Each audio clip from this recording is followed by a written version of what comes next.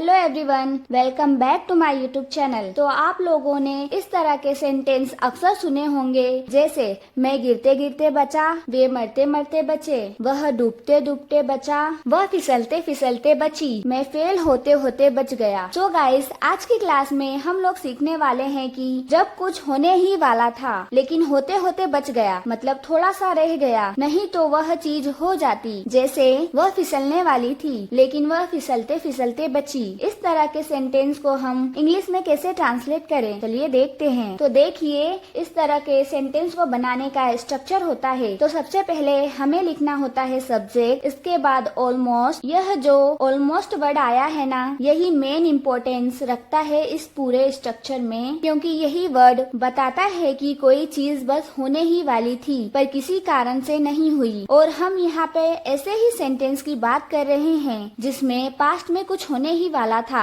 लेकिन होते होते रह गया। फिर ऑलमोस्ट के बाद हम लिखेंगे V2, यानी कि वर्ब की सेकेंड फॉर्म। देखिए, ऑलमोस्ट के बाद वर्ब की सेकेंड फॉर्म लगाना इसलिए इम्पोर्टेंट है क्योंकि इस स्ट्रक्चर में हम लोग जितने भी सेंटेंस बनाएंगे ना, वह सारे के सारे पास्ट में बनेंगे। जैसे कि वह फिसलते फिसलते बची, तो यह एक पास्ट की बात है कि वह फिसलने वाली थी लेकिन फिसलते फिसलते बची। तो जो फिसलने का काम था वो प्रेजेंट में तो हुआ नहीं, वो तो पास्ट में हुआ था ना। तो इसलिए हम यहाँ पर वर्ब की सेकेंड फॉर्म लगाएंगे और लास्ट में ऑब्जेक्ट। अगर आप ध्यान से देखेंगे तो आप समझ पाएंगे कि इस स्ट्रक्चर में से अगर मैं सिर्फ ऑलमोस्ट को हटा दूं तो यह सिंपल पास्ट टेंस का स्ट्रक्चर है। और अगर आपको सिंपल पास्ट टेंस आते हैं तो आप आराम से सेंटेंस को बना लेंगे। बस कोई काम करते करते रह गया, इसके लिए आपको सब्जेक्ट के बाद ऑलमोस्ट को ऐड करना है। कुछ एग्जाम्पल देखेंगे, तो चलिए देखते हैं। हमारा पहला एग्जाम्पल है, मैं गिरते गिरते बचा।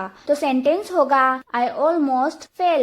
यहाँ पे आई हमारा सब्जेक्ट है, आई के बाद ऑलमोस्ट लिखेंगे, उसके बाद वर्ब की सेकेंड फॉर्म। देखिए, गिरने की इंग्लिश होती है फॉल, जिसकी सेकेंड फॉर्म होती है फेल। तो हम लिखेंगे फेल। तो सेंटेंस होगा I almost fell। तो नेक्स्ट देखिए, वे मरते मरते बचे। तो देखिए, मरने की इंग्लिश होती है डाई और इसकी सेकेंड फॉर्म होती है डाइड। तो सेंटेंस बनेगा दे ऑलमोस्ट डाइड। और इसी तरह से अगर आपको बोलना है कि वह फिसलते फिसलते बची, फिसलने की इंग्लिश होती है स्लिप और इसकी सेकेंड फॉर्म होती है स्लिप्ड। तो सेंटेंस बनेगा she almost slipped, she almost slipped. हम हारते हारते बच गए। सेंटेंस बनेगा we almost lost, we almost lost. हम हारते हारते बच गए, मैं फेल होते होते बच गया। तो इस तरह के सेंटेंस हम अक्सर बोलते रहते हैं कि मैं फेल होते होते बच गया। तो सेंटेंस बनेगा I almost failed, I almost failed. Next देखिए, इसी तरह से अगर आपको बोलना हो कि वह सच बोलते बोलते बच गया, मतलब सच बोलने ही वाला था लेकिन वह बच गया। तो सेंटेंस बनेगा ही almost told the truth, he almost told the truth. मैं आपको कुछ सेंटेंस देती हूँ, आप इसे ट्रांसलेट करके कमेंट बॉक्स में जरूर बताना। आपको जैसा आ रहा है, गलत सही, आप ऐसा बनाने का ट्राई करिए और मुझे कमेंट में बताइए, ठीक है। तो गाइस, आज की क्लास में बस इतना ही।